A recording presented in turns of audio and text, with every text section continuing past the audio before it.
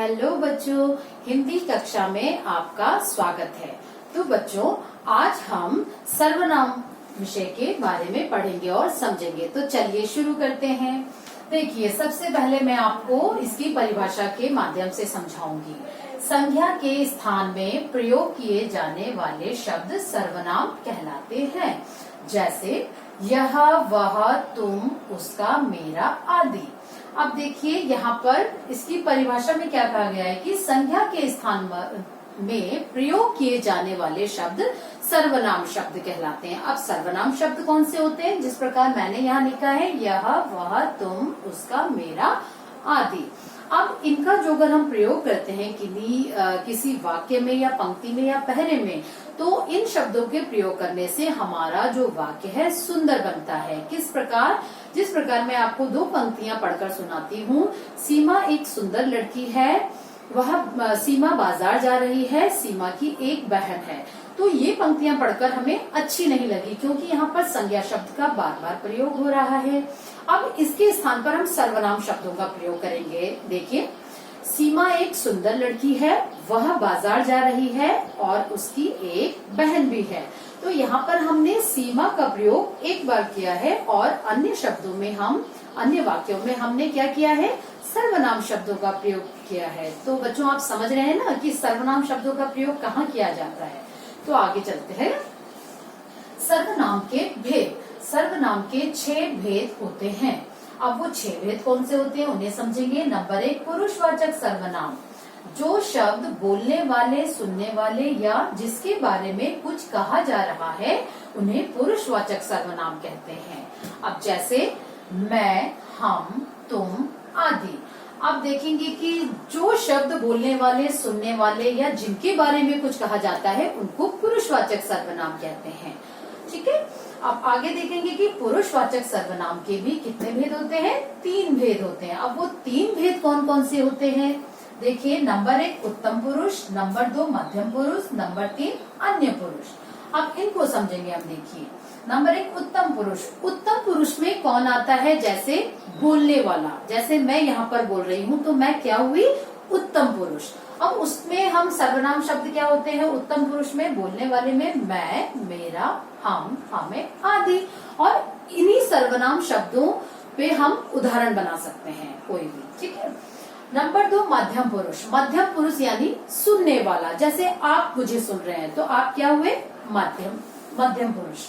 मध्यम पुरुष में सर्वनाम शब्द क्या क्या होते हैं हमारे? तुम, आप, तुम्हारे आदि। इसमें ही आप उदाहरण बना सकते हैं। जैसे तुम हो गया, तुम क्या कर रहे हो। इस प्रकार से अन्य उदाहरण भी हो सकते हैं। नंबर 3 अन्य पुरुष। अन्य पुरुष क्या हुआ? जिसके विषय में बात की जा रही है। जिस प्रकार मैं क्या हुई? उत्तम पुरुष। आप मुझे सुन रहे हैं, आप मध्यम पुरुष हुए। और अन्य, जैसे हम जिसकी बात हम कर रहे हैं वो अन्य पुरुष होते हैं। ठीक है।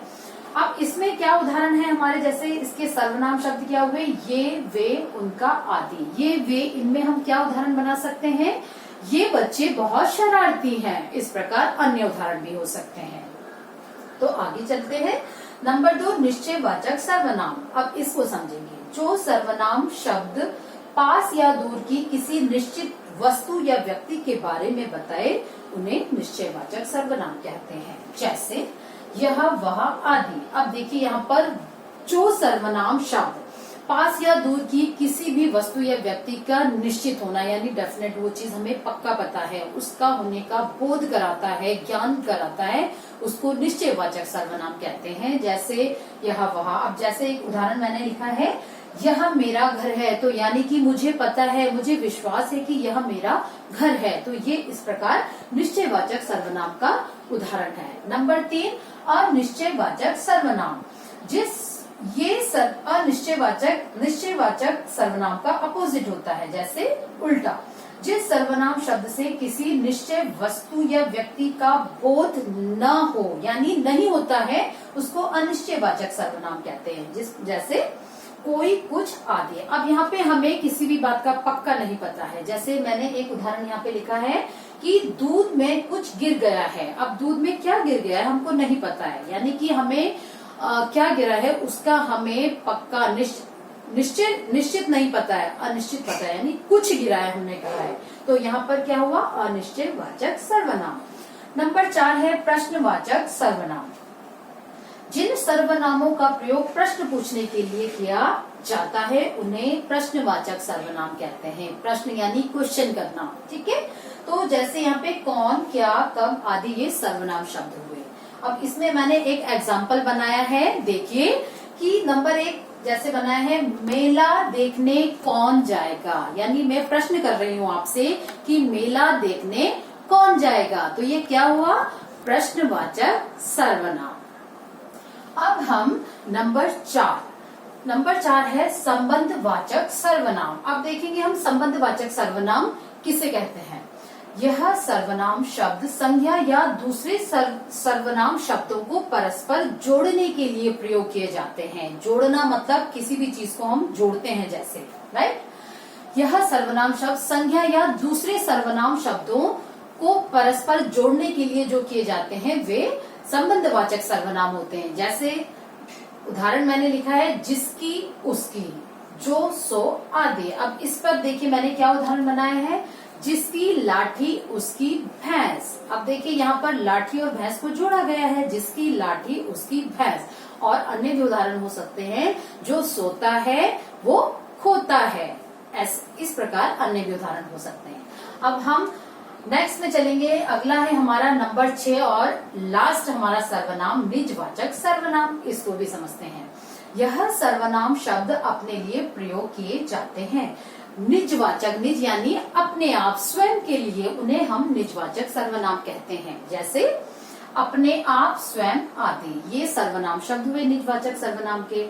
इसका मैंने एक उदाहरण यहाँ पे बनाया है, आप स्वयं चलकर देख लें। आप स्वयं चलकर देख लें, है ना।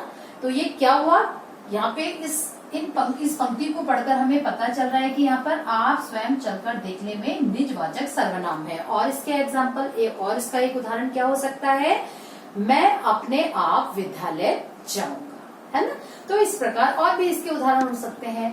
आशा करती हूँ बच्चों, जो मैंने आज आपको सर्वनाम के विषय में जानकारी दी है आपको समझ में आया होगा। तो आज के लिए इतना ही, धन्यवाद।